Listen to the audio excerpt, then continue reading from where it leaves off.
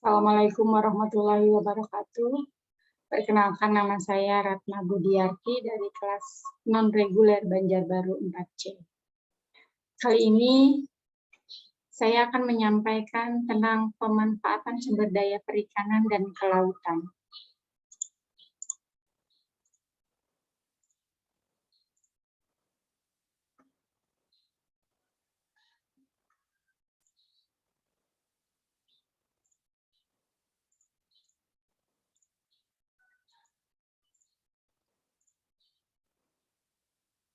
Produktivitas perairan tergolong tinggi apabila perairan tersebut mampu menghasilkan bahan-bahan organik dari bahan-bahan anorganik.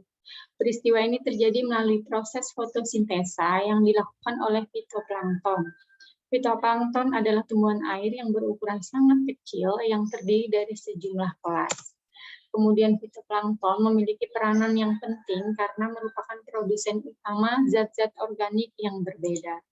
Kemudian seperti tumbuh-tumbuhan hijau yang lain, fitoplankton membuat ikatan-ikatan organik yang kompleks dari bahan anorganik yang sederhana. Proses fotosintesa membutuhkan energi matahari yang diabsorpsi oleh klorofil yang merupakan pigmen hijau pada tumbuh-tumbuhan untuk membentuk kelangsungan reaksi kimia anorganik yang sederhana. Dengan kata lain, klorofil merupakan parameter yang dapat digunakan untuk mengetahui kesuburan perairan laut.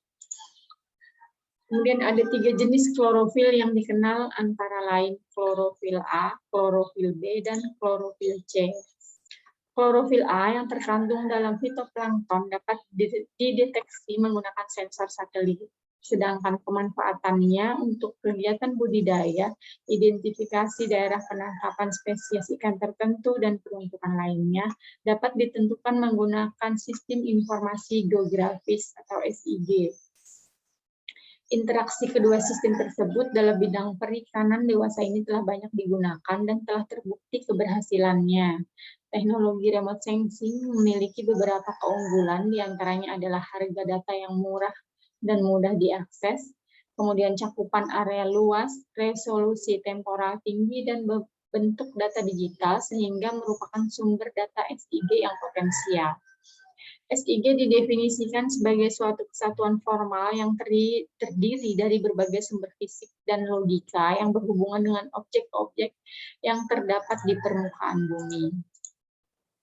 Kemudian penginderaan jauh atau penginderaan jarak jauh atau yang sering disingkat sebagai indraja atau remote sensing didefinisikan sebagai suatu metode atau teknik pengamatan atau pengukuran suatu objek atau fenomena dengan menggunakan alat tanpa kontak langsung dengan objek atau fenomena yang diamati. Pada dasarnya, aplikasi indraja untuk kelautan dapat dibedakan atas 3, yaitu oseanografi fisika, sumber daya alam laut, dan pengamatan perlindungan wilayah pesisir. Parameter kelautan yang dapat dideteksi atau dipelajari dengan indraja itu seperti berikut: suhu permukaan laut, yang di dalamnya ada front, upwelling, radiation, arus, daerah penangkapan ikan, cuaca atau iklim, dinamika karbon di laut, pencemaran minyak, dan pencemaran panas. Kemudian batimetri, warna air laut, arus laut, salinitas, geoid, pasang surut, hempalan es di kutub, kekasaran permukaan laut. Pada prinsipnya, sensor inderaja kelautan dapat dibedakan atas 6 golongan sesuai dengan fungsi dan daerah spektral yang digunakan, yaitu altimeter. Altimeter ini adalah radar gelombang mikro yang dapat digunakan untuk mengukur jarak vertikal antara permukaan bumi dengan wahana antariksa. Pengukuran ini dapat menghasilkan topografi dan kekasaran permukaan laut sehingga dapat menduga geoid laut, arus permukaan, dan ketinggian gelombang. Kemudian scaperometer. Alat ini adalah radar gelombang mikro yang dapat mengukur kekasaran permukaan laut pada cakupan yang luas di sebelah kiri dan kanan wahana antariksa. Pengukuran dengan alat ini menghasilkan amplitude gelombang pendek permukaan yang sebanding dengan angin permukaan, sehingga dapat menduga kecepatan angin yang bertiup pada permukaan laut. Kemudian yang ketiga adalah microwave scanner. yang merupakan radiometer yang mengukur intensitas radiasi yang dikeluarkan oleh laut pada panjang gelombang mikro. Pengukuran dengan alat ini dapat menghasilkan pendugaan kecepatan angin permukaan, uap air, tingkat hujan, suhu permukaan laut, dan penutupan es di kutub. Kemudian yang keempat adalah synthetic aperture radar. Alat ini adalah radar gelombang mikro yang secara elektronik mensintesa sebuah antena dan menghasilkan citra atau image bersolusi tinggi. Pengukuran dengan alat ini dapat menghasilkan dugaan kondisi gelombang laut, gelombang bawah permukaan, hujan, batas-batas arus, dan lainnya. Pada perkembangan terakhir, alat ini juga dapat digunakan untuk mendeteksi gerombolan ikan tuna yang berada pada. Kemudian yang kelima ada color scanner. Alat ini adalah radiometer yang mengukur intensitas radiasi yang dipantulkan atau dipancarkan kembali oleh laut pada daerah spektral sinar dan inframerah dekat. Pengukuran dengan menggunakan alat ini menghasilkan citra warna air laut yang dapat menduga kandungan klorofil A permukaan laut dan kandungan sedimen di kolom air laut permukaan. Kemudian yang keenam adalah infrared scanner. Alat ini adalah radiometer yang mengukur radiasi yang dikeluarkan oleh permukaan laut pada daerah spektral sinar inframerah. Pengukuran dengan menggunakan alat ini terutama menghasilkan dugaan suhu permukaan laut yang selanjutnya dapat digunakan untuk meneliti berbagai proses di laut yang diindikasikan oleh suhu permukaan laut. Data citra satelit yang telah diperoleh perlu dikoreksi, meliputi koreksi radiometrik, geometrik, dan atmosferik untuk mengeliminasi kesalahan yang terdapat pada posisi objek, perbedaan waktu pengambilan data, dan pengaruh atmosfer. Pada koreksi radiometri, kesalahan yang berkaitan dengan proses perekaman dapat dikelompokkan atas kesalahan sistematis yang telah diperhitungkan sebelumnya atau pengaruh sudut pandang dan kesalahan non-sistematis akibat faktor-faktor tidak pasti seperti pengaruh atmosfer. Salah satu metode yang digunakan dalam koreksi radiometrik adalah metode penyesuaian histogram. Prosedur ini didasarkan atas asumsi bahwa data pada tiap saluran dengan panjang gelombang yang lebih besar cenderung lebih kecil pengaruh atmosfernya. Jika nilai minimum dari histogram seluruh piksel lebih besar dari 0, maka nilai minimum pada histogram dianggap sebagai pengaruh atmosfer. Pengaruh atmosfer dapat dikalibrasi dengan melakukan transformasi kepada citra dengan formula sebagai berikut. DNT sama dengan DNA min B.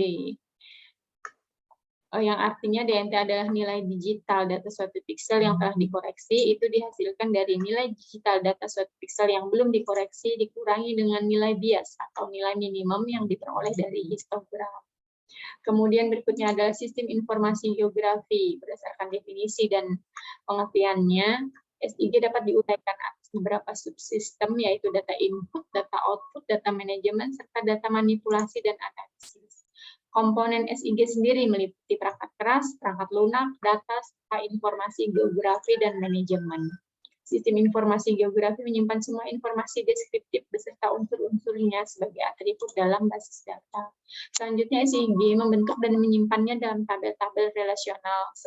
Setelah itu SIG menghubungkan unsur-unsur tersebut dengan tabel-tabel yang bersangkutan. Dengan demikian, atribut-atribut ini dapat diakses melalui lokasi unsur-unsur peta. Sebaliknya, unsur-unsur peta dapat diakses melalui atribut-atributnya. Dengan demikian, unsur-unsur tersebut dapat dicari dan ditemukan berdasarkan atribut-atributnya. Sistem informasi geografi menghubungkan sekumpulan unsur-unsur peta dengan atribut-atributnya di dalam satuan-satuan yang disebut layer. Sungai, bangunan, jalan, laut, dan sebagainya merupakan contoh-contoh dari sebuah layer. Kumpulan dari layer-layer ini akan membentuk basis data. Rancangan basis data akan menentukan efektivitas, efisiensi proses-proses masukan, pengelolaan, dan keluaran SIG. Kemampuan SIG dapat juga dikenali melalui fungsi-fungsi analisis, yang secara umum meliputi fungsi analisis spasial dan atribut. Fungsi analisis atribut di atas operasi dasar sistem pengelolaan basis data atau DBMS dan perluasannya. Operasi basis data mencakup membuat basis data baru atau create database, menghapus basis data atau drop base, membuat tabel basis data atau create tabel, membuat tabel basis data atau drop tabel, mengisi dan menyisipkan data record ke dalam tabel, insert, membaca dan mencari data field record dari tabel basis data, update, edit, menghapus data dari tabel basis data, delete, zpack, dan membuat indeks untuk setiap basis data.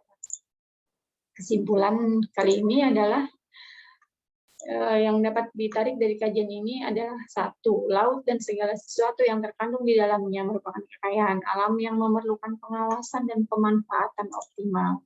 Yang kedua adalah kesuburan perairan dapat diduga melalui konsentrasi klorofil A yang terkandung dalam fitoplankton. Dan yang ketiga adalah integrasi antara teknik penginderaan jauh ke lautan dan sistem informasi geografis merupakan alternatif yang baik untuk pemecahan masalah pendataan tingkat kesuburan pada perairan laut di Indonesia. Demikian tadi yang bisa saya sampaikan. Banyak kekurangannya kami mohon maaf. Assalamualaikum warahmatullahi wabarakatuh.